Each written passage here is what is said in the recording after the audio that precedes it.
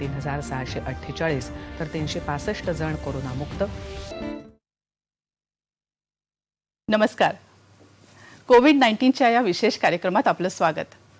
इंग्रजीमध्ये एक म्हण आहे, when the going gets tough the tough gets going. अर्थातच अत्यंत कठीण परिस्थितीमध्ये मजबूत आव्हानांना तोंड देण्यासाठी जोरदार प्रयत्न केले जातात. अत्यंत धीर गंभीरपणाने शांततेने प्रत्येक प्रश्नाकडे लक्ष दिलं जातं आणि त्याची उत्तरं शोधली जातात. त्यासाठी उपाययोजनाही केली जाते. आपणा सर्वांना माहितीच आहे की कोविडचे सर्वाधिक रुग्ण देशातील हे महाराष्ट्रामध्ये आहेत आणि या रुग्णांची उपाययोजना त्यांना ट्रीटमेंट देण्यासाठी जसे प्रयत्न केले जात आहेत तसेच जनसामान्यांचं आयुष्य व्यवस्थित आणि सुरळीत राहावं यासाठीही प्रयत्न केले जात आहेत.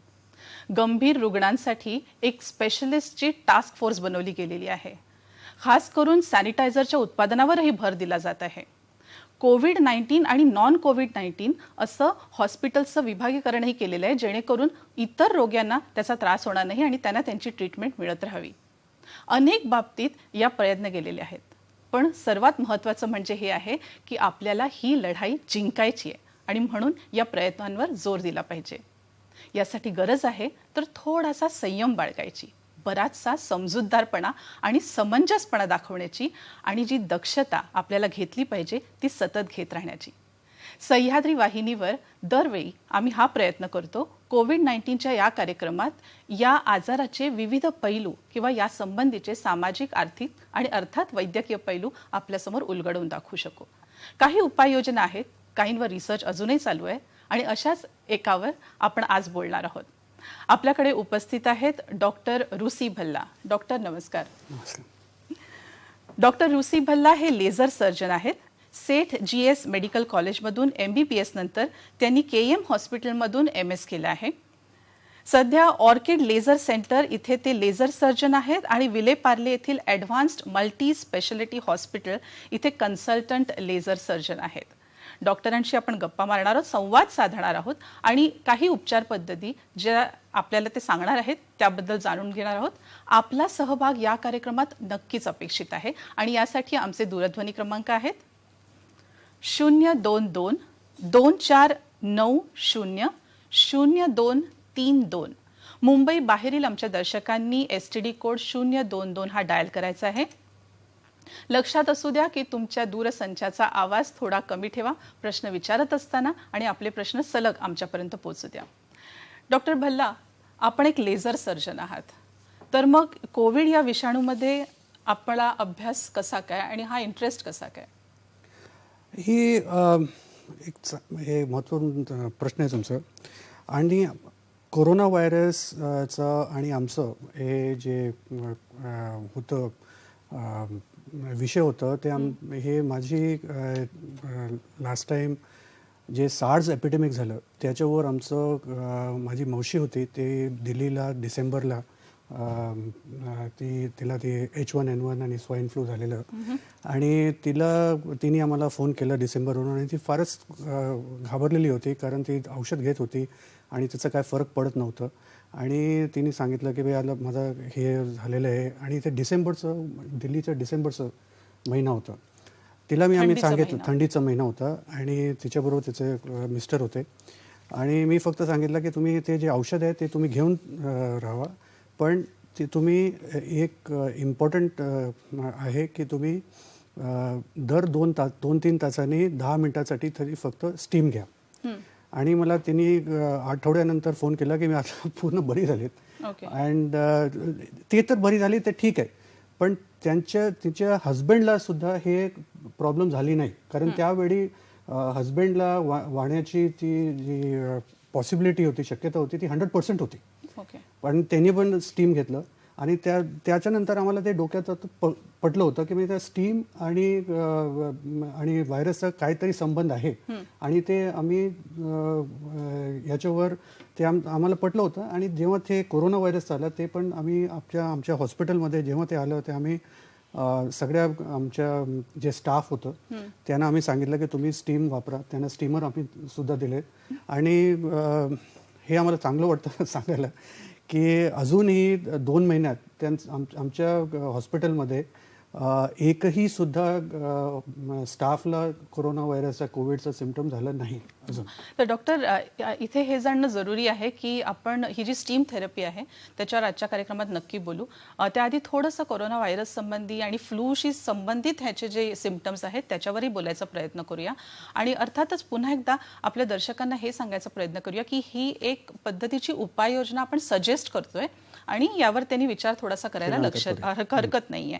पण हे जे कोरोना व्हायरस आहे हे कोणत्या प्रकारचं व्हायरस आहे आणि हे कुठून आलंय? हा कोरोना व्हायरस जो आहे एक प्रकारचा फ्लू व्हायरस आहे आणि त्याचा आकार सिमिलर असतो, पण त्यांची जी बिहेवियर आहे ती डिफरंट असते.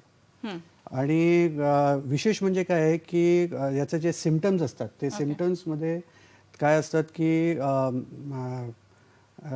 जुकाम असतो, त्याला खोकला असतो, ताप असतो आणि घशाच्या मागे ते खरखरं असतो आणि श्वास घ्यायला त्रास होतो. आणि यात हे का असतं? कारण की कुठलाही व्हायरस असेल त्याचं रिसेप्टर्स असतात आणि कोरोना व्हायरसचे जे रिसेप्टर्स आहेत ते नाकात आहेत, ते घशात आहेत आणि ते फुफ्फुसात आहेत, लंग्समध्ये आहेत आणि आंतड्यामध्ये आहेत. मग तुम्हाला जे सिम्पटम्स भेटतात त्यात तुम्हाला भेटतात ते नाक बंद होणं, ते जुकाम तसं होणं आणि घशाचा तुम्हाला त्रास होणं आणि श्वास घ्यायला त्रास होतो, जेव्हा खोकला येतो आणि डायरिया, लूज मोशन जे असतात ते 50% लोकांना, 50% लोकांना असतं.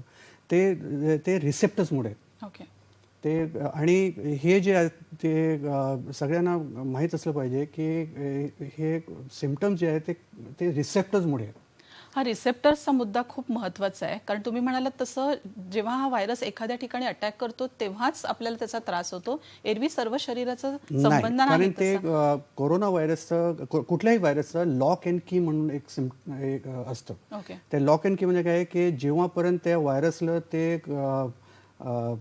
रिसेप्टर्स भेटत नाही तरीपर्यंत त्याचं काही लक्षण येत नाही. आणि मग हा विषाणू जो आहे, तुम्ही जसं म्हणालात फ्लूचे काही सिम्पटम्स असतात, कोरोनाचे सिम्पटम्स असतात. गेल्या काही कार्यक्रमांमधून आम्ही सतत याबद्दल चर्चा करत आहोत. तर मग हे सिम्पटम्स आपण ओळखायचे कसे? कारण फ्लूचे सिम्पटम्स आणि कोरोनाचे हे खूप सिमिलर आहेत. तर हा विषाणू सिमिलर आहे, पण हे जे आहेत ना ते फ्लूचं तुम्हाला समजलं पाहिजे. फ्लूचं प्रॉब्लेम ते आणि कोरोनाचा व्हायरस ते ओव्हरलॅप होतो. काही लोकांनी सध्या सगळे आता भीतीमध्ये आहेत, त्यांना नॉर्मल फ्लू पण झालं तर त्यांना असं वाटतं की त्यांना वाटतं की हे त्यांना कोरोना झालेत. त्याचं टेस्टिंग जेव्हा होते फक्त 10%, 8% लोकांना ते कोरोनाचं असतं. पण सिम्पटम्स ते सिमिलर आहेत, पण त्यांची स्ट्रेंथ वेगळी आहे. ते जास्त उत्तेजित व्हायरस आहे त्याचं. आणि इम्पॉर्टंट थिंग आहेत की या इन्फ्लुएन्झा व्हायरसचं जे तुम्ही मृत्यूदर किंवा डेथ रेट म्हटलं, कारण ते जास्त काळजीचं इन्फेक्शन रेट नाही आहे, डेथ रेट आहे. डेथ रेट जेव्हा तुम्ही बघितलं तर इन्फ्लुएन्झा व्हायरसचं डेथ रेट 0.1% आहे ऑफिशियली आणि जगभरात 0.1% आहे. आणि हे कोरोना व्हायरसचं जे मृत्यूदर आहे आपल्या देशात 2.5% आहेत, प्रतिशत आहेत. इटलीमध्ये 4 ते 5 आहे आणि USA किंवा स्पेनमध्ये याच्यापैकी जास्त आहे. म्हणजे याचं म्हणणं काय आहे की हा इन्फेक्टिव्हिटी आणि ते डेंजरस जे हानिकार आहेत हा व्हायरस आहे ते 20 किंवा 25 पेटीने जास्त आहे आपल्या देशामध्ये. आणि त्याच्यामधून ते व्हायरस जे आकार तुम्ही बघितलं इंटरनेटमध्ये तर त्या आकार सिमिलर असते, पण त्यांचं ते बिहेवियर जे आहेत ते फारच डेंजरस आहे या कोरोना व्हायरसचं. मग इथे अजून एक प्रश्न आपण नक्की विचारू शकतो की जो पुन्हा पुन्हा लोकांना सांगितलं जातंय आणि हा संदेश दिला जातोय की नक्की मास्क वापरा, एक सोशल डिस्टन्स ठेवा, हात धुवा, सॅनिटायझरचा वापर करा. अजूनही आपण रस्त्यातून फिरताना या शहरातही बघत असतो की लोक मास्क लावलेलं असतात त्यांनी, पण ते घोळक्याने फिरत असतात. तर हे किती बरोबर आहे? बरोबर नाही आहेत. कारण जे सरकारने तुम्हाला ते जे ॲडवाईस दिली आहे ते त्याच्याबद्दल खूपच सायंटिफिक रिझन्स आहेत. मास्क का वापरायचं, मास्क कशाला वापरायचं, कारण हे जे कोरोना व्हायरस आहे तो 3 ते 5 फूटपर्यंत पसरतो तुमच्या वातावरणात. मग तुम्हाला ते सोशल डिस्टन्स किंवा सामाजिक अंतर आहे ते ठेवावं लागतं आणि मास्क ऑब्व्हियसली त्याला तुम्हाला ते वापरायला लागतं. तुम्हाला हे हात साबणाने असं धुवायचं, सॅनिटायझर वापरायचं. त्याच्या मध्ये पण सायंटिफिक रिझन आहे, कारण हे जे व्हायरस आहे ते संडासमध्ये स्टूल्समध्ये 2-3 आठवडे जेव्हा तुम्हाला झालं की तुम्ही बरं झालात तरी पण ते स्टूलमध्ये दिसतं. तर त्याच्यासाठी तुम्हाला ते हात साफ करावं लागतात आणि social distancing very very important, पूर्ण महत्त्वपूर्ण आहे. कारण की तुम्ही कुठल्याही रेस्पिरेटरी इलनेसला रेस्पिरेटरी इलनेसमध्ये 2 गोष्टी इम्पॉर्टंट असतात. एक तर असतं की तुम्हाला ते स्वच्छता पाहिजे आणि गर्दी नको आहे. कुठेही तुम्ही गर्दी झाली तुमची आणि अस्वच्छता झाली त्याच्यामध्ये हे कोरोना व्हायरसचं प्रमाण वाढतो. कुठल्याही व्हायरसचा वाढतो आणि कोरोनाचा कारण ते इन्फेक्टिव्हिटी जास्त आहे, याच्यामध्ये तुम्हाला जास्त डेंजरस हानिकारक असतो. म्हणजे सध्याच्या परिस्थितीत बघायला गेलं तर तसं प्रदूषणाची लेवल कमी आहे, कारण लोक घराबाहेर नाही आहेत, गाड्याही नाही आहेत तशा. पण तरीसुद्धा आपण म्हणालात तशी स्वच्छता हवी आणि स्वच्छतेबरोबरच खूप गर्दी दाटीवाटीने उभं राहणं, एकत्र असणं असता कामा नये, हे खूप महत्त्वाचं आहे. आता यामध्ये आपण एक इन्फेक्टिव्हिटी हा जो प्रश्न उद्भवला होता त्याच्याबद्दल इन्फेक्टिव्हिटी म्हणजे काय असतं की एक व्हायरस किती लोकांना इन्फेक्ट करू शकतो याचं कमीत कमी तुम्ही घेतलं तर 2 तर आकडा पण आलं तर 5-6 दिवसात एक माणूस 20 लोकांना इन्फेक्ट करू शकतो आणि याचं जे इन्फेक्टिव्हिटी रेशो 3.5 to 4 आहे, 4 पर्यंत आहे. तुम्ही समजू शकता किती डेंजरस आहे. बरोबर. म्हणजे एक 3-4 दिवसात एक माणूस 100 लोकांना इन्फेक्ट करू शकतो. You understand. सो याच्यामध्ये हे इम्पॉर्टंट आहे लोकांना हे समजायला की त्याच्यासाठी ते social distancing very very important, अत्यंत महत्त्वपूर्ण आहे. कारण ते नाहीतर तुम्ही इन्फेक्ट झालात आणि तुमच्यामुळे ते 100 लोक आणखीन इन्फेक्ट होतील. बरोबर. आता हा तुम्ही जसं म्हणालात तसा हा एक नवीन प्रकारचा व्हायरस आहे. व्हायरसचे अनेक प्रकार आहेत आणि हे विषाणू अनेक जण त्याला एक्सपोज होत असतात, पण हा वेगळ्या प्रकारचा व्हायरस आहे आणि त्याची कोणतीही ट्रीटमेंट आजपर्यंत आताच्या काळामध्ये नाही आहे. तर इतर कुठल्या, म्हणजे आपण जसं ऑल्टरनेटिव्ह मेडिसिन्स म्हणतो, याच्याकडे जर आपण बघू शकतो का? होमिओपॅथी म्हणा किंवा आयुर्वेदिक उपचार यावर किती प्रभावी ठरू शकतात?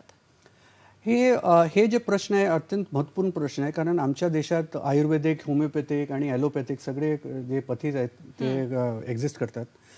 पण सध्या तरी एक असं आहे की आपल्या देशात आणि कुठल्याही देशात आता सध्या तरी या डिझीज आणि आजारचं पूर्ण प्रभावी इलाज आलेलं नाही आहेत.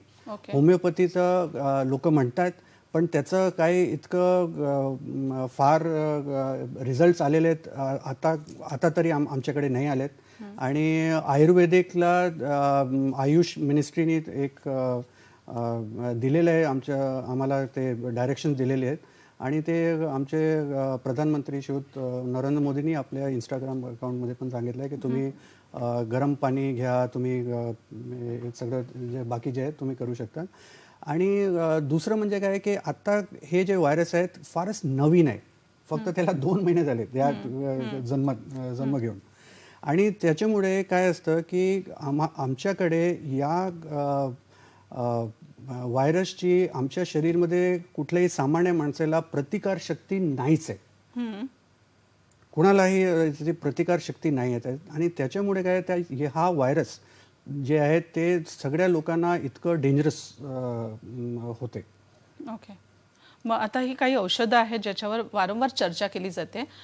सह्याद्री वाहिनीवरही आमच्या कार्यक्रमांमधून आम्ही ह्याच्यावर चर्चा केली आहे आणि ते म्हणजे हायड्रॉक्सीक्लोरोक्विन, त्याच्यानंतर आयव्हरमेक्टिन आणि एरिथ्रोमायसिन. तर यांची काय भूमिका? आयव्हरमेक्टिन, एझिथ्रोमायसिन आणि क्लोरोक्विन याच्यावर विभिन्न देशात रिसर्च केलेले आहेत, पण अजून आपल्याकडे आमची जी मेन मिनिस्ट्री आहे, हेल्थ मिनिस्ट्री आहे किंवा ICMR आहेत, त्यांनी अजून आम्हाला याच्यावर पूर्ण परमिशन नाही दिले आहेत, कारण ते सध्या ते जे काही रिपोर्ट्स आहेत त्यांना फक्त पूर्ण ॲनालाइज करावं लागतं. आणि तुम्ही जे औषध म्हणतात, जे क्लोरोक्विन म्हणतात, ते ट्रम्पमुळे ते जास्त प्रसिद्ध झाले ते नाव. पण त्याची सगळी ह्या सगळ्या औषधांची फारच साईड इफेक्ट्स असतात. सो आता तुम्ही बघितलं आहे की त्याचं सिरियसपणा जे आहे ते या व्हायरसचा फक्त 2% किंवा 2.5% आहे. आम्हाला जास्त प्रॉब्लेम होते देशात, कारण की जनसंख्येचा आकडा घेतलं तर आमचं नंबर 2 वरती आहे, म्हणून ते आम्हाला जास्त प्रॉब्लेम आहे. पण या जे सगळे औषध आहेत त्यांचं हे रिसर्च होणार आहेत. ते ICMRनी आम्हाला डायरेक्शन द्यावं लागतं. त्याच्यानंतर आम्ही काय पुढे तुम्हाला सांगू शकतो की आता तुम्ही असं वापरा, नाही वापरा. पण तुम्ही फक्त जे ऐकल्यावर तुम्ही मेडिकल स्टोअरला जाऊन तुम्ही हे औषध घेतलं आणि स्वतः वापरलं, ते जरा हानिकारक माझ्या मते नसेल. ठीक आहे. ही चर्चा आपण अशीच पुढे चालू ठेवूया. घेऊया एक छोटीशी विश्रांती.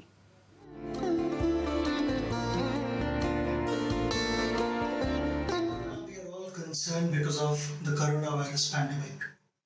To prevent this virus from spreading, there is one thing that we all can practice regularly: washing our hands. When we are washing our hands, do not forget to use soap. While washing your hands, to be patient is really important. You need to give at least 20 seconds to clean your hands properly. Give equal importance to both your hands.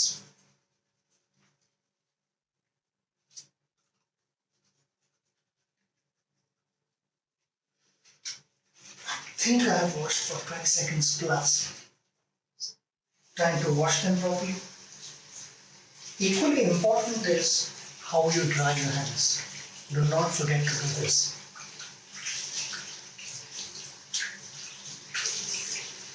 बेशक हम सब के लिए एक बहुत ही कठिन और मुश्किल समय है, और ये हिंदुस्तानियों की खासियत है कि कोई मुश्किल आती है तो हम सब साथ खड़े रहते हैं.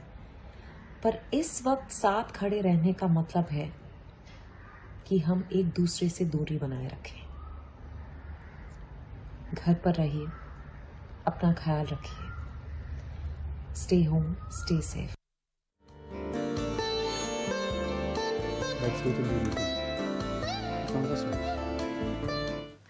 विश्रांतीनंतर आपलं पुन्हा एकदा स्वागत. कोरोनाशी ही लढाई आपल्याला जिंकायचीच आहे आणि त्याबद्दलचे काही उपाययोजना आहेत ज्यावर आज चर्चा करत आहोत.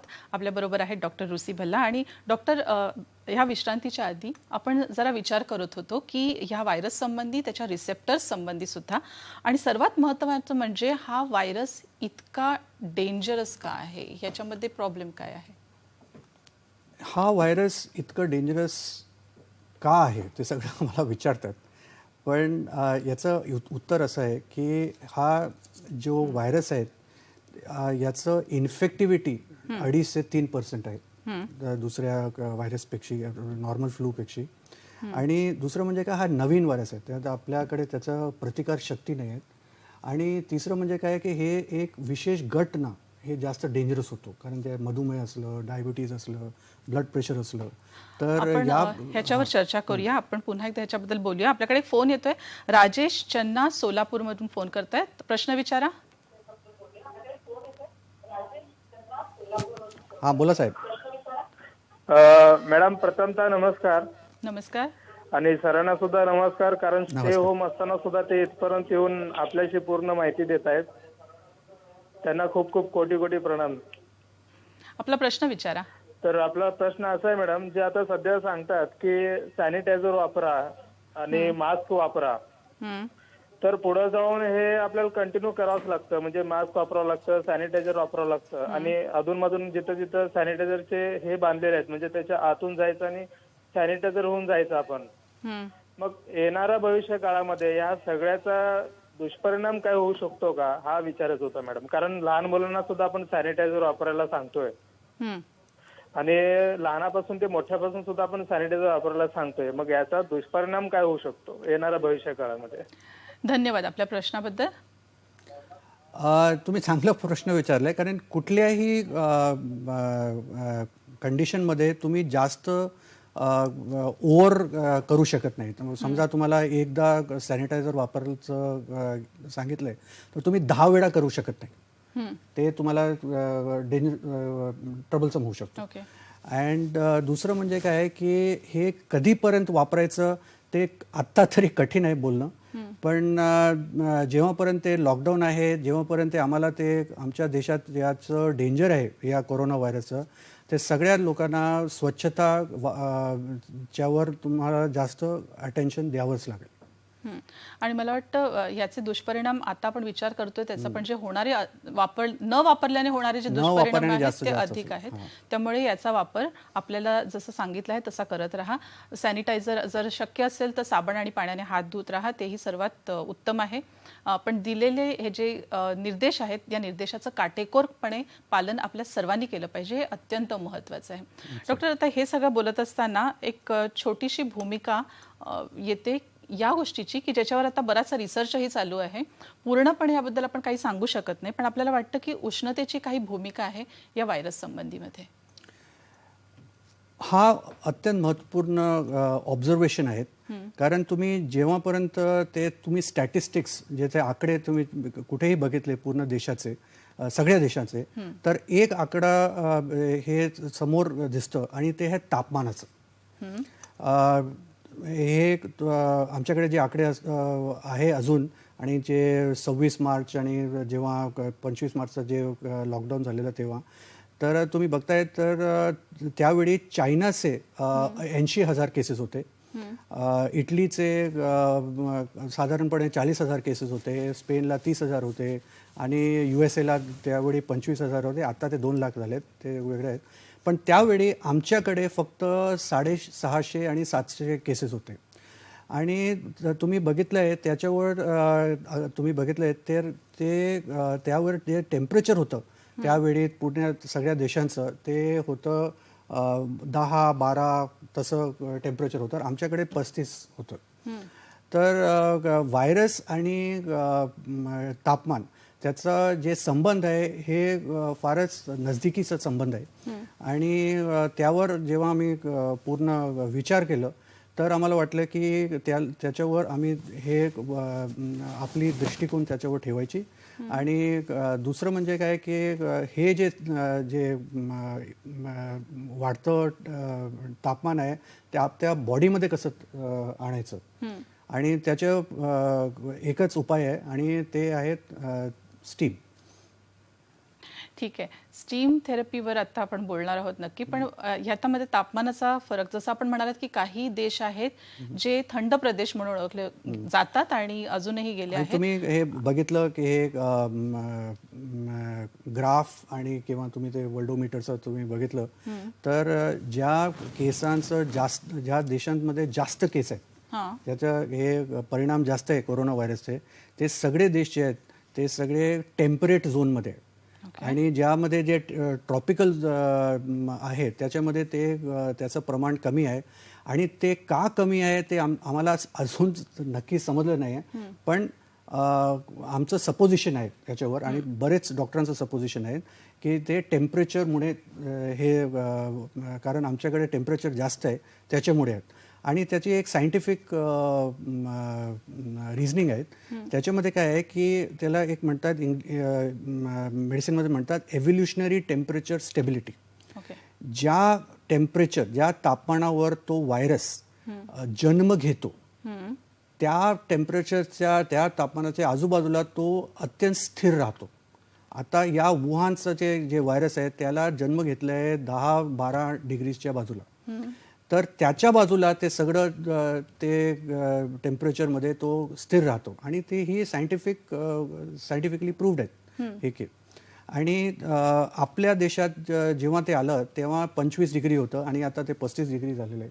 तर त्याच्यामुळे आम्हाला असं वाटतंय की आपलं जे हे कोरोना व्हायरसचं जे प्रकोप आहे ते इकडे कमी झालेलं आहे टेम्परेचरमुळे.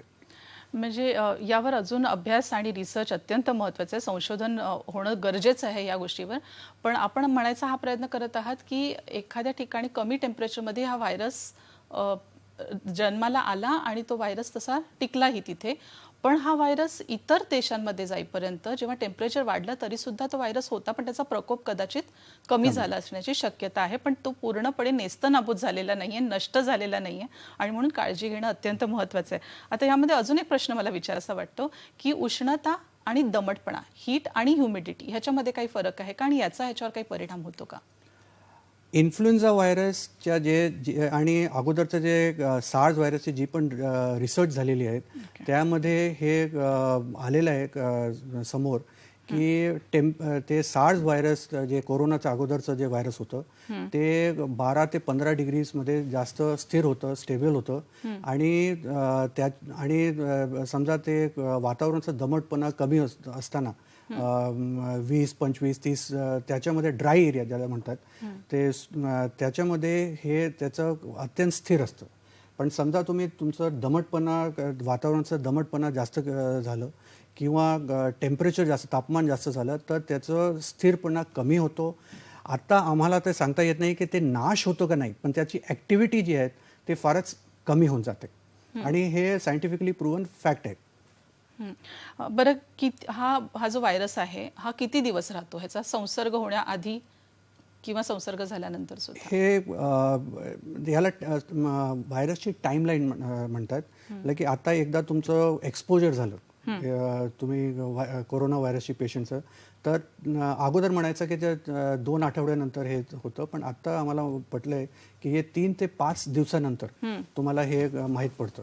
आणि त्याच्यानंतर काय असतं की तुमच्या शरीरात येते आणि त्याच्यानंतर 3-4 दिवसात 5 दिवसात तुमचं ते सर्दी जुकाम खोकला वगैरे होत होतं. आणि समजा आणि 80% लोक त्यांना सौम्य हे सिम्पटम्स असतात.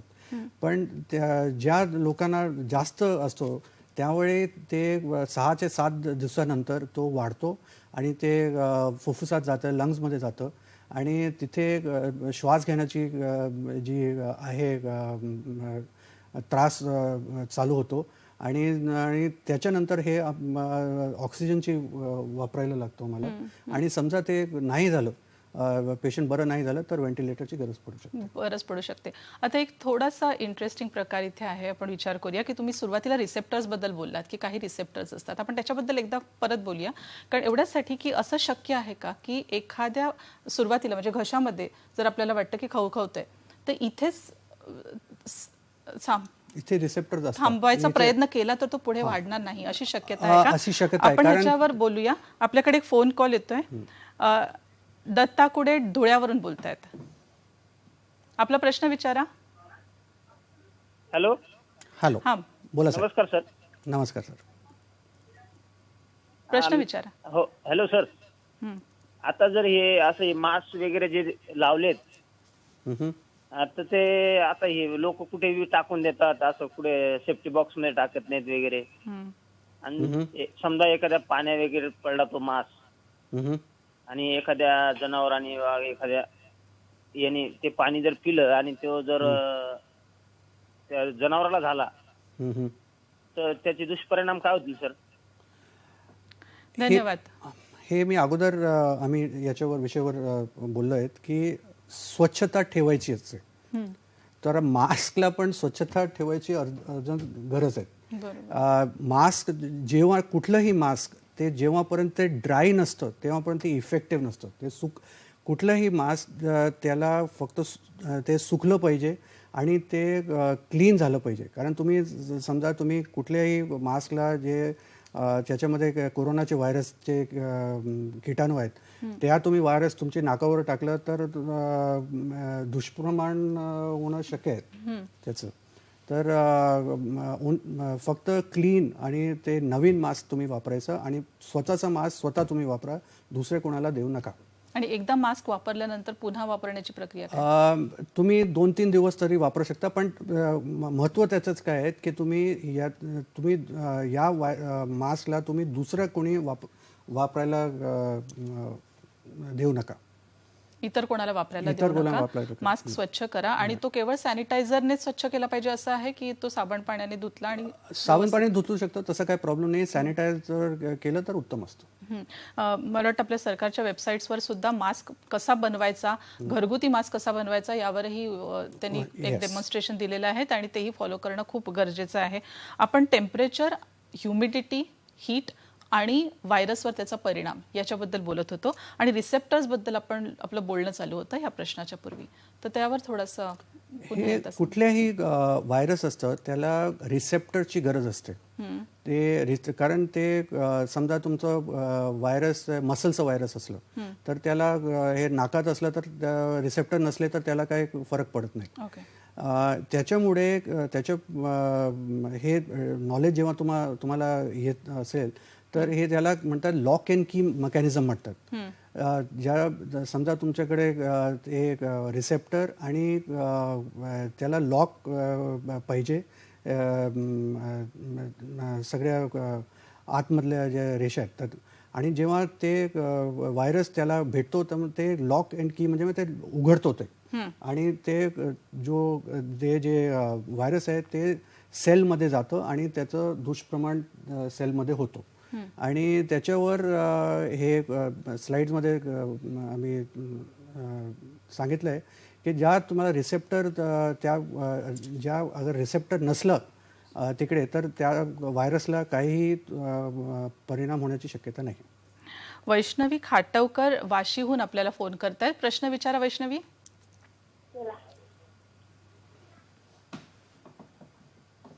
वैष्णवी प्रश्न विचारा. प्रश्न विचार वैष्णवी. हॅलो. वयस्कर माणसांना कोरोनाचा प्रादुर्भाव लवकर का होतो? एवढाच प्रश्न आहे आपला. हो, आणि कोरोनापासून वाचण्यासाठी आपण काय काय करावे? बरं, धन्यवाद. वयस्कर माणसांना कोरोनाचा प्रादुर्भाव जास्त होण्याची शक्यता काय आहे? हे बघा, वयस्कर माणसांना काय प्रॉब्लेम असते की त्यांची प्रतिकारशक्ती कमी असते. त्यांना कोमॉर्बिड कंडिशन असतात. कारण या वयस्कर माणसांचा डायबिटीज असलं, ब्लड प्रेशरचं, हार्टचा काय प्रॉब्लेम असलं, लंगमध्ये दमा असलं, कारण COPD असलं, त्यामध्ये काय ते शरीराची जी फायटिंग कपॅसिटी असते ते कमी असते. आणि हे आम्ही कोरोना व्हायरस सुद्धा नाही पण ते दुसरं व्हायरस, ते सामान्य इन्फ्लुएन्झा फ्लू व्हायरस आहेत, त्याच्यामध्ये पण आम्ही बघितलं आहे की त्यांना जास्त हे वृद्ध माणसांना हे जास्त प्रॉब्लेम येतं. आणि ते इम्युनिटीचं प्रॉब्लेम आहे, ते त्याचं रेझिस्टन्सचं प्रॉब्लेम आहे, आणि ते वयस्कर माणसांना जे आहे ते कमी आहे. पण ते वाढवण्यासाठी काय करू शकतो मग? आत्ता तरी कोरोना व्हायरससाठी तर तुम्ही वाशीवरून बोलतायत. माझे वडील पण वाशीमध्ये आहेत. त्यांना सगळ्यांना सोशल डिस्टन्सिंग जे आहे त्यांना फारच जास्त इम्प्लिमेंट केले तिकडे. आणि कुठले 60 सालच्या वरती जे माणसं आहेत, जे वृद्ध माणसं आहेत, त्यांना बाहेर जाण्याची परवानगी नाही आता न्यू मुंबईमध्ये. ते तुम्हाला माहीत असेल. बरोबर आहे. बाहेर जाण्याची कोणालाच परवानगी नाही आहे, पण खास करून वयस्कर माणसांसाठी हे आवर्जून सांगितलं पाहिजे की त्यांनी अजिबात बाहेर जाता कामा नये. घरातल्यांनी जर सांगितलं असेल तर ते त्यांचं बोलणं ऐका, आणि ते ऐकणं महत्त्वाचं आहे अत्यंत. आणि त्यामुळे सर्वांनीच हे सोशल डिस्टन्सिंग मेंटेन केलं पाहिजे. ही प्रकरणं, कोरोनाची प्रकरणं जगभरातही आणि एरवीही आपल्या देशात वाढत आहेत असं आपल्याला वाटतं का? दॅट्स इंटरेस्टिंग ऑब्झर्वेशन आहे त्याची. पण हे बघा, जे वाढत आहेत ना ते 2 प्रकारचे वाढणं असतं. एक असतं लिनियर इन्क्रीज, म्हणजे की 2, 2, 2, 4, 4, 4, 6, 6, 6 असं. एक असतं एक्सपोनेन्शियल इन्क्रीज. एक्सपोनेन्शियल इन्क्रीज म्हणजे 2 ते 4, 4 ते 8, 8 ते 16, 16 ते 32. ओके.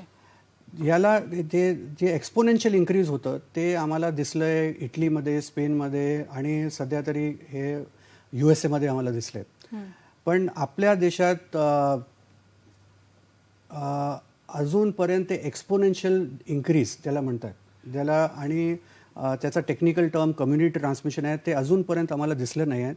आणि WHO सांगितलं आहे की आपल्याकडे जे ट्रान्समिशन आहेत ते सध्या क्लस्टर ट्रान्समिशन आहे, म्हणजे की जिथे गर्दी आहेत तिकडे जास्त केसेस आहेत. बरं. पण आपल्याकडे तुम्ही कारण आम्ही हे जे स्टॅटिस्टिक्स आहेत ते आकडे आहेत आम्ही रोज बघतोय आणि अगोदर 4-5 दिवसात तुम्ही बघताय तर दर दिवसाचे जे आकडे आले आहेत आमच्याकडे 800, 900, 1000 असं 12 एप्रिलला 1500 केसेस ऑल ओव्हर इंडिया एकदा आले, पण त्याच्यानंतर ते कमी झाले आणि लॉकडाऊनच्या थोडीशी रिलीज वगैरे द्यायला पण गव्हर्नमेंटने सांगितलं आहे, कारण ते आमच्याकडे ते जे आकडे आहेत ते इतके वाढत नाही चालत. ओके. अनिल दांडेकर मुंबईहून बोलतायत. अनिलजी प्रश्न विचारा. हॅलो अनिलजी प्रश्न विचारा. हॅलो डॉक्टर साहेब. हां बोला साहेब. प्रश्न विचारा. मी स्वतः करू. अनिल दांडेकर मुंबईहून बोलतायत. पण दत्त दुटीचा मग तो कॉल आला होता तर त्याचा प्रश्न असा होता की जनावरांनी ते टच केलं आणि जनावरांनी नंतर पाणी पिलं तर प्रादुर्भाव होईल का? ओके. दुसरा प्रश्न असा आहे की स्टीम किती वेळा घ्यायचं, जे डॉक्टरांनी स्टीम घ्या म्हणून सांगितलं तर माझं वय 65 आहे, तर मी ते किती वेळा घ्यायला पाहिजे? आठवड्यातून एकदा, दोनदा, किती वेळा? ते असे 2 प्रश्न आहेत. Okay, thank you. ठीक आहे, थँक्यू. तर आपण त्यांचा पहिला प्रश्न जो त्यांनी आधीच्या आमच्या कॉलरने विचारला होता ते प्रश्न काय विचारताय ते ॲनिमल तुम्ही त्या जनावराला तुम्ही हात लावलं पण जनावराच्या स्किनला जेव्हा तुम्ही कोरोना व्हायरस असलं ते तर तुमच्या शरीरात जाणारच. तर अगोदर जे आम्ही सांगितलंय ते स्वच्छता आणि जे गर्दी जे आहेत ते कमी करायची. जनावरांना पण तुम्ही सोशल डिस्टन्सिंग ज्या तुम्ही वापरता ते जनावराचं पण तुमच्यावरून ते जनावराला सोशल डिस्टन्स ठेवावंच लागेल. ते सामाजिक अंतर तुम्हाला ठेवावंच लागेल. आणि आता आपण स्टीम थेरपीवर येतोय, कारण त्यांनी आपल्याला प्रश्न विचारला हा स्टीमशी रिलेटेड आणि डॉक्टरांना त्याच्याबद्दल जास्त सांगायचंही आहे आपल्या सर्वांसाठी. तर ही उष्म उपचारांची किंवा स्टीम थेरपी नक्की काय आहे आणि त्यांनी जो प्रश्न विचारलाय की हे स्टीम कधी कसं घ्यायचं यावर थोडंसं आपण चर्चा करूया. स्टीम थेरपी हे 2 प्रकारचे पेशंटना वेगवेगळे क्षणात घ्यायचं असतं की एकदा तुम्हाला काय प्रिव्हेंटिव्ह म्हणते की जर तुम्हाला काहीच नाही झालेलं आहे तर आमचं असं म्हणणं आहे की तुम्ही एकदा किंवा 2दा, त्याच्यानं जास्त घ्यायची गरज नाही आहे, पण फक्त 2-3 मिनिट तुम्ही घ्या आणि जे तुम्ही टॉलरेट करू शकता ते तितकंच तुम्ही जास्त तिथंच घ्या. आणि हे तुम्ही स्लाईड बघतायत त्याच्यामध्ये तुम्ही फक्त एक पाणीची केटली असते, पतीला असतो, त्याच्यामध्ये तुम्ही पाणी उबाळून तुम्ही घेऊ शकता. त्याच्यावर टॉवल घेऊ शकता. ते एक फेशियल स्टीमर असतात, एक कप स्टीमर असतात, बाजारात मिळतात, 100-200 रुपयाचं मिळतं आणि हे तुम्हाला हे तुम्ही घेऊ शकता. आणि स्टीम रूम तुमच्या आजूबाजूला काय सोसायटीमध्ये स्टीम रूम असलं तर ते पण या स्वतःचं घरमध्ये असलं ते पण तुम्ही वापरू शकता. आणि फक्त 2 वेळा घ्यायची गरज आहे. समजा तुम्हाला हे सिम्पटम्स आहेत ज्यामध्ये तुम्ही 2-3 दिवस तुम्हाला बघायचं आहे विथ हे टेस्टिंग करायच्या आधी, मग ते तुम्ही दर 3-4 तासांनी 5 मिनिटासाठी तुम्ही स्टीम घ्या असं आमचं म्हणणं आहे. आता राजेश आचरे नागपूरहून बोलतायत. राजेशजी आपला प्रश्न विचारा.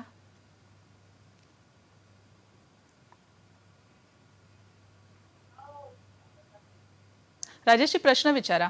मॅडम मला प्रश्न हा विचारायचा होता की मला घरातल्या घरात राहून आलो तरी मला हात सॅनिटाईज करणं आवश्यक आहे आणि तोंडावर मास्क लावणे आवश्यक आहे का? बरं. आणि त्याचा प्रश्न असा होता की ह्युमिनिटी वाढवण्यासाठी एक्झॅक्ट केलं काय पाहिजे? सगळे लोक काहीतरी वेगळे वेगळे सांगतात, तर एक्झॅक्ट काय केलं पाहिजे जे घरच्या घरी करता येईल? बरं, धन्यवाद. ते म्हणतात की घरातल्या घरात असताना सुद्धा सॅनिटायझर आणि मास्कचा वापर केला पाहिजे का? सॅनिटायझर तुम्हाला ते वापरत लागेच. हे तुम्हाला कमीत नाही तर 2-3 वेळा घरी तुम्ही वापरा. आणि कारण मी अगोदर सांगितलं आहे ते आम्हाला कशामुळे हे इम्पॉर्टंट आहे कारण ते व्हायरसचं रिसेप्टर्स आंतड्यामध्ये असतात, जी. ते स्टूल्सला ते बाहेर जातं आणि म्हणून ते हात तुम्हाला हे सॅनिटाईज करण्याची ती गरज अत्यंत गरज आहे. पण डॉक्टर मला वाटतं घरातल्या घरात साबण पाण्याने सुद्धा केले जाऊ शकतात. हो, ते पण करू ना? शकता. सॅनिटायझर वापरू शकता, फक्त सोप वापरू शकता. म्हणजे की स्वच्छता ठेवायची हे तुम्ही घरात असला तर नाही स्वच्छ ठेवायची, तसं शक्य नाहीये. आणि मास्क आणि मास्क समजा ते डिपेंड करतं की तुम्हाला तुमच्या पेशंट तुम्हाला जे तुमची फॅमिलीमध्ये कोणी सगळे नॉर्मल असतात तर माझ्या मतेने घरमध्ये तुम्हाला मास्क वापरण्याची गरज नाही आहे. पण समजा तुमचं घर नसलं तरी तुम्ही एक रूममध्ये राहतात, जे स्लम्समध्ये लोक राहतात, एक रूममध्ये 4-5 लोक राहतात, त्यावेळी मला वाटतंय की तुम्ही हे मास्कचं वापरणं वरचेवर करणं गरजेचं आहे आणि तो स्वच्छ ठेवा मास्क. त्या मास्कचीही काळजी घेतली पाहिजे. आपण घेऊया एक छोटीशी विश्रांती आणि मग पुढच्या प्रश्नांकडे वळूया.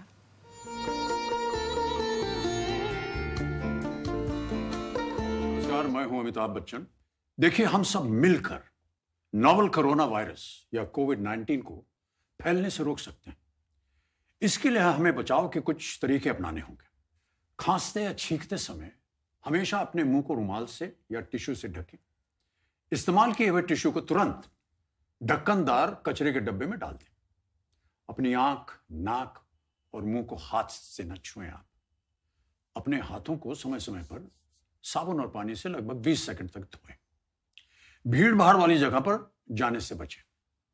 अगर आपको खांसी, बुखार या सांस लेने में तकलीफ हो रही है तो आप दूसरों से दूरी बनाए रखें. ऐसे लक्षण दिखने पर तुरंत अपने डॉक्टर से सलाह लें. अस्पताल में आप अपने मुंह पर मास्क या रुमाल जरूर रखें. अधिक जानकारी के लिए स्वास्थ्य एवं परिवार कल्याण मंत्रालय की एक हेल्पलाइन है 011-239-78046. अपनी सुरक्षा के लिए हमारी मदद कीजिए. नमस्कार. कृपया घराच्या बाहेर पडू नका. घरी आपण सुरक्षित राहू शकतो, त्याच्यामुळे प्लीज घरीच राहा. आणि अतिशय जर गरजेची कामं असतील, इसेन्शियल जाण्याचे असतील, अतिशय महत्त्वाच्या गोष्टी जर तुम्हाला घेऊन यायच्या असतील तर मास्क घालून बाहेर पडा. आणि सरकारने सांगितलेल्या सगळ्या नियमांचं आपण पालन करूयात आणि अशा पद्धतीनेच आपण कोरोनाशी लढाई करू शकतो आणि आपण जिंकू शकतो आणि त्याच्यावरती मात करू शकतो. सो प्लीज माझी कळकळीची विनंती आहे, घरी थांबा आणि सुरक्षित राहा.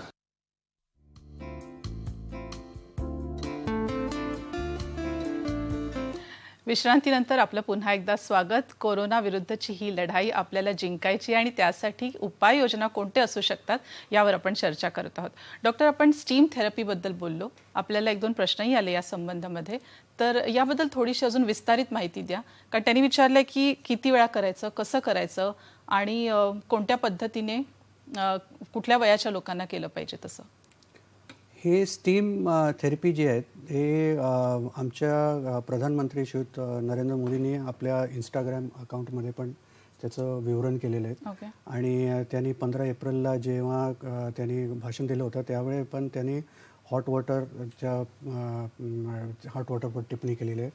तर आमच्या समोर हे सगळे वेपन्स आहेत कोरोना वायरसचे. आणि हे आता मी आलो आहे, हे स्टुडिओमध्ये आलो आहे, पण माझ्या गरम पाणीचं हे जे आहे बॉटल आहे ते मी माझ्याबरोबर आणलेत. हे एक फेशियल स्टीमर आहेत. त्याच्यामध्ये तुम्ही असं तोंड टाकून असं वाफ घेऊ शकता. आणि हा जो टॉवल आहे त्या तुम्ही असं डोक्यावर टाकून तुम्ही असं घेऊ शकता. आणि हा जो आहे फेशियल स्टीमर आहे त्याच्यावर तुम्हाला हे टॉवलची गरज नाही. तुम्ही असं घेऊन असं तुम्ही वाफ घेऊ शकता. आणि दुसरं म्हणजे हे नसलं तरी तुम्ही सिंपल केतली गरम पाण्याची गरम करून आणि हे टॉवल टाकून तुम्ही स्टीम घेऊ शकता. तर हे दिवसातून किती वेळा केलं हे दिवसात कमीत नाही तर 2 वेळा तुम्हाला करावं लागतं. पण हे केवळ त्या लोकांनी केलं पाहिजे ज्यांना काही सिम्पटम्स दिसतात की जनरली केलं तरी चालेल? आत्ता सध्या तरी आम्ही सगळ्यांना ॲडवाईस करतो की तुम्हाला सिम्पटम नसले तरी तुम्ही 1दा किंवा 2दा तुम्ही घ्या. आणि कारण काय असतं की समजा तुमच्या आजूबाजूला कुठेही कोरोना व्हायरसचे किटाणू असतील तर ते तुम्हाला अगोदर ते तुमच्या नाकामध्ये जे रिसेप्टर्स आहेत त्याला तुम्ही त्याच्यावर ते अटॅक करणार. आणि तुम्ही स्टीम घेतलं तर त्यांचं ते अस्थिरता, आम्ही आत्ता कुठेही सांगत नाही की ते विनाश होतो त्या व्हायरसचं, पण ते स्टीमच्या मध्ये काय असतं की त्यांना हे व्हायरस जे आहे थोडे साधारणपणे ते अस्थिर होतात. आणि त्याच्यानंतर दुसरं म्हणजे स्टीमचा एक फायदा आहे की जे स्टीम आतमध्ये जेव्हा जातं तेव्हा पेशंटला जे नाकचं जे बंद असतो ते उघडून जातो, ते घशामध्ये त्याला खडखड होतं ते कमी होऊन जाते आणि आतमधली जी बलगम आहे ती साधारणपणे लिक्विफाय होऊन बाहेर येऊ शकते. आणि हे स्टीमचे साधारणपणे इफेक्ट्स आहेत ते सगळ्यांना माहीत आहेत. पण कोरोनाच्या पेशंटला का फायदा असतो याच्यावर की त्याला बॉडीला जे रेझिस्टन्स आहे त्याला वेळ मिळतो, कारण त्याला बरं वाटतं, त्याचं जे इफेक्ट्स आहेत ते कमी होतं आणि बॉडीला जे वेळ पाहिजे आहे त्या व्हायरसशी लढायला त्या वेळ त्यांना शरीराला भेटतो. बरं, आता आपल्याला एकाने प्रश्नही विचारला होता, आपण पुन्हा एकदा या स्टीम थेरपीबद्दल बोलणार आहोत, पण आपल्या एका दर्शकाने प्रश्न विचारला होता की इम्युनिटीबद्दल सर्वच जण बोलत असतात, पण नक्की इम्युनिटी वाढवायची कशी? तर व्यवस्थित झोप, व्यवस्थित न्यूट्रिशियस जेवण आपलं, पण ह्याचा काही संबंध येईल का स्टीम थेरपी? याचा संबंध फक्त इम्युनिटी ला तुम्ही वेळ देता ते, कारण सगळ्या पेशंटकर आतमध्ये स्वतःची इम्युनिटी असतेच, पण कोरोना व्हायरस नवीन व्हायरस असल्यामुळे त्याला इम्युनिटीला जे अँटीबॉडीज जे तुम्ही मॅन्युफॅक्चर करतात त्याला हे वेळ मिळत नाही. पण हे याच्यामुळे काय असतं की कारण त्या पेशंटला बरं वाटतंय, त्याला जेवण बरोबर घेऊ शकतो, त्याचा एक्सरसाइज करू शकतो, त्याच्यामुळे आमचं असं मत आहे, कारण हे सध्या कधी प्रूव्ह झालेलं नाही. कारण ते विचारत होते की ह्यावर काही प्रयोग झालेले आहेत का? आपण कोरोना व्हायरस नवीन व्हायरस आहे, त्याच्यामध्ये काही कुठे याला आम्ही जे म्हणताय ते फॅक्च्युअल ऑब्झर्वेशन म्हणतात, ते आमच्या ऑब्झर्व्ह केलेलं आहे आम्ही. आणि आता सध्या आमची हायपोथिसिस आहे की आम्ही तसं होऊ शकतो, पण साधारणपणे काय होतोय आतमध्ये, काय होतोय ते आमचे जेव्हापर्यंत त्याच्यावर रिसर्च होऊ शकत नाही तेव्हा पण ते मायक्रोस्कोपमध्ये आम्ही बघू शकत नाही, त्यामध्ये तरीपर्यंत आम्ही काही नक्की सांगता येत नाही की काय आतमध्ये चाललंय. पण फॅक्च्युअल ऑब्झर्वेशन हेच आहे की तुम्हाला वेळ मिळतं, ते तुम्हाला स्ट्रेंथ मिळतं आणि ते रेझिस्टन्स जे बॉडीला आहे आतमधली जे स्वतःची रेझिस्टन्स आहे त्याला पण वेळ मिळतं हे कोरोनाशी लढायला. मग हा प्रयोग आपण आतापर्यंत कुठे केला आहेत का?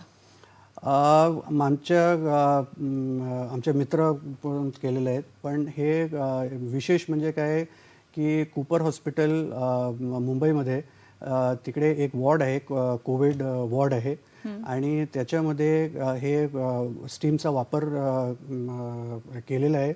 आणि तिकडे जे रिझल्ट्स आलेले आहेत त्याच्यामध्ये अगेन फॅक्च्युअल ऑब्झर्वेशन्स आहेत, त्याच्यामध्ये असं काही पूर्ण सांगता येत नाही, कारण त्याचं रिसर्च पेपर वगैरे आता अजून काही आलेलं नाही आहे. पण ते ऑब्झर्वेशन असं आहेत की जे पेशंटला माइल्ड सिम्पटम्स असतात, सौम्य सिम्पटम्स असतात, त्यांचं तीव्र सिम्पटममध्ये जाण्याची शक्यता कमी झालेली आहे.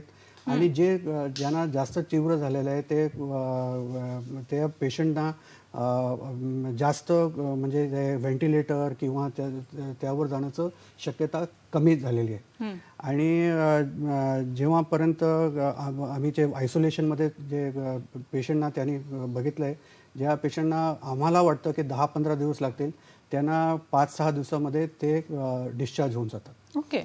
असं पण आम्ही असं ऑब्झर्वेशन केलेलं आहे. पण त्याच्यावर कधी अजून वेळ आम्हाला इथं मिळालेला नाही की आम्ही त्याच्यावर पूर्ण अंडर मायक्रोस्कोप ज्याला म्हणतात ते आम्ही बघून ते सगळं सांगायचं. तर ते फॅक्च्युअल ऑब्झर्वेशन आहे, त्यावर.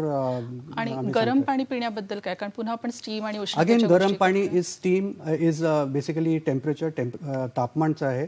गरम पाणी तुम्ही केलं कारण रिसेप्टर अगेन कम्स विषयामध्ये येतं की घशाच्या मागे तुमचे ते रिसेप्टर्स आहेत, त्याच्यामध्ये ते कोरोना व्हायरस फसतो, ते किटाणू फसतात. आणि तुम्ही गरम पाणी केलं तर त्याला त्यावेळी त्या व्हायरसचं ते अस्थिरता जास्त होते, म्हणजे की त्यांची स्थिरता कमी होते. स्थिरता कमी होते. मग आता तुम्ही म्हणालात तसा प्रयोग केला आहे, तर कुठल्या वयाच्या लोकांनी किती वेळा स्टीमरचा वापर करावा? कारण आपण जे म्हणताय ह्यामध्ये पुन्हा पण एकदा दर्शकांना सांगूया की हे अनेक उपाययोजनांमधली ही एक उपाययोजना, यावर आपण लक्ष द्यायला आणि थोडासा प्रयत्न करायला हरकत नाही आहे, कारण आतापर्यंत ही पूर्णपणे एक ट्रीटमेंटच्या हिशोबाने आपण ह्याकडे बघत नाही आहोत. नक्कीच डॉक्टर, पण एका पद्धतीने आपण जर हा जो दाह आहे या व्हायरसचा किंवा यामध्ये होणारे जे कॉम्प्लिकेशन्स आहेत, हे कॉम्प्लिकेशन्स आपण कमी करायचा जर प्रयत्न केला तर यामध्ये कदाचित स्टीम थेरपीचा वापर केला जाऊ शकतो, हे आपण सांगायचा प्रयत्न करत आहोत नाही याच्यामध्ये. कुठल्याही मेडिसिनमध्ये, कुठल्याही आजारामध्ये हे सगळ्यांना माहीत पडलं पाहिजे, 100% कुठलंही इलाज काम करत नाही. तुम्ही मलेरिया बघितलं किंवा टायफॉइड बघितलं, ते 90% असेल, पण ते 100% नाहीत. आणि मला नाही वाटतं की हे व्हायरस असं इतकं त्याला हरणं इतकं सोपं आहे की ते 100% सगळे पेशंट बरे होऊ शकतात. पण समजा 50% असले या 60% असले, कुठल्याही पर्सेंटेज ला याचा फायदा असलं तर आमच्याकडे जे रश आहे, जे भीड आहेत, ते कमी होऊ शकते पेशंटची. आणि ज्या पेशंटना हे सिम्पटम्स आहेत त्यांना माझ्या मतेने जास्त वापरायचं, कमीत नाही तर 4-5 वेळी तुम्ही दिवसात तुम्ही वापरा. दिवसातून 4 ते 5 वेळा. दिवसातून 4 ते 5 5 मिनिट, जास्त याच्यापैकी जास्त गरज नाही. आणि तुम्ही जास्त घेतलं तर तुम्हाला घशाचं मग थोडंसं खणखणीचं असं वाटतंय, पण ते स्टीममुळे असतं, ते व्हायरसचा प्रकोप नाही. ठीक आहे. आता यामध्ये एक अजून महत्त्वाचा प्रश्न येतो, कारण उन्हाळ्याचे दिवस सुरू झालेले आहेत. मुंबईसारख्या शहरामध्ये आपल्याकडे ह्युमिडिटी खूप असते आणि एसीचा वापर करावा का? आईस्क्रीम खाल्ला तर चालेल का? कारण हे दोन्ही थंड गोष्टी आहेत आणि उन्हाळ्यामध्ये ह्याचा सर्वात जास्त वापर होतो. कॉमन फ्लू व्हायरस, कारण आम्ही जे सांगतोय ते कॉमन फ्लू व्हायरसच्या संदर्भात सांगतोय. ते कॉमन फ्लू व्हायरस हे मुख्य प्रमाण आहेत की कुठल्याही लाइनिंग आतमधली जी लाइनिंग आहे ती कोल्ड आणि ड्राय कुठल्याही असली तर त्याचं प्रकोप जास्त असतो. तुम्ही घेऊ शकतात, आईस्क्रीम घेऊ शकतात, पण सध्या तरी याचं जेव्हापर्यंत ते पूर्ण आम्हाला काय माहीत पडत नाही तेव्हापर्यंत तुम्ही हे थंड जे तुम्ही जास्त घेत आहेत ते माझ्या मतेने कमी करा आणि टाळणं बरं आहे. आणि दुसरं विशेष म्हणजे काय की ते AC, कारण तुम्ही बघितलं की AC जे टेम्परेचर असतं ते 20-22 पर्यंत असतं. आणि समजा तुमचं आत्ता आपल्या देशात तुम्ही हे तुम्ही समजलं तर एक गोष्ट क्लिअर होते की टेम्परेचर जितकं जास्त असते ते व्हायरससाठी हानिकारक आहे. आणि ते मी स्वतःचं सांगतो की आमच्या घरी आत्ता AC आम्ही वापरत नाही. मी असं ॲडवाईस करू शकत नाही की ते तुम्ही हे AC वापरा, कारण सध्या तरी आमचं सगळं जे अटेन्शन आहे ते तापमानावर आहे. तर आपल्याकडे वेळ आता थोडासाच राहिलेला आहे, पण आपल्या दर्शकांसाठी जर काही खास गोष्टी, खास मुद्दे आपल्याला वाटतं की सांगितले पाहिजे तर ते कोणते असतील?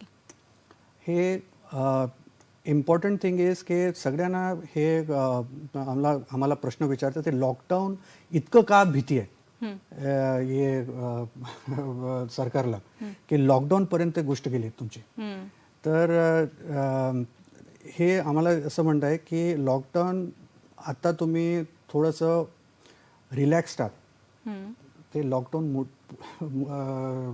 च्या कारणामुळे तुम्ही आता एक ग्राफ आता असेल तर दाखवू शकतात. पण काय आहे की समजा तुमचं लॉकडाऊन नाही झालं असतं तर ते आकडे जे आहेत ना ते बरंच भयानक असतात. कारण काय आहे की आपल्याकडे बॉम्बेमध्ये सरकारचे हॉस्पिटलमध्ये फक्त 15,000 एक बेड्स आहेत. तुम्ही प्रायव्हेटला बघितलं तर एक 30-35 हजार पर्यंत असेल. आणि याची प्रॉब्लेम काय आहे या कोरोना व्हायरसची की आपल्या मुंबई शहरात 18 कोटी लोक आहेत. त्यांचं हे सगळ्यांना इवन 50% लोकांना हे कोरोना व्हायरस झालं. तर आम्हाला कमीत नाही तर 15-20 लाख बेडची गरज होऊ शकते. आणि तसं हे बेड्स आपल्याकडे नाहीच आहे. तुम्ही काही केलं तर 15-20 लाख बेड 2 महिन्यात तुम्ही क्रिएट करू शकत नाही. आणि दुसरं म्हणजे काय की हे तुम्ही ग्राफ बघताय की कुलूप बंद म्हणजे लॉकडाऊन नाही केलं असतं तर हे निळ्या रंगाचं आहे ते हॉस्पिटल बेडचं जी हॉरिझॉन्टल रेखा आहे त्याच्या फारच वरती जातो. आणि ते कुलूप बंद केलं त्याच्यानंतर ते हॉस्पिटल बेडचे पेशंटला आम्ही मॅनेज करू शकतो कारण ते त्याची सुविधा आपल्याकडे आहे. आणि समजा हे आम्ही नाही केलं असतं तर आतापर्यंत हे सगळं जे आम्ही बॉम्ब म्हणतो ते आमच्या एक्सप्लोड झालं असतं. तर सरकारने जे केलंय ते पूर्ण चांगलं केलंय. आणि हे लॉकडाऊन आपल्याला फॉलो करायला पाहिजे, गरजेचं आहे. त्यामुळे काही गोष्टींवर आपण नक्की लक्ष दिलं पाहिजे. दिलेले निर्देश पुन्हा आम्ही सांगतोय की पाळले पाहिजेत. जर सांगितलंय तर सोशल डिस्टन्सिंग ठेवा, मास्क वापरा, एकमेकांबरोबर भेटीगाठी करणं टाळा आणि अर्थातच आपण नेहमी सकारात्मक राहिलं पाहिजे, हे खूप गरजेचं आहे. शांता शेळक्यांच्या काही खूप सुंदर ओळी आहेत. मातीमधुनी अंकुरली चैतन्याची दीपकळी, मातीमधुनी अंकुरली चैतन्याची दीपकळी, आनंदाने थरथरली काही अंतरी गहिवरली. या मातीला या प्रीतीला हितगुज सांगावे, जीवन गाणे गातच राहावे. आशेच्या या ओळींवरच आजच्या या कार्यक्रमातून आपली सांगता घेतो, निरोप घेतो. आणि डॉक्टर आपण आला तिथे याबद्दल खूप आभार सह्याद्री वाहिनीतर्फे. धन्यवाद. धन्यवाद.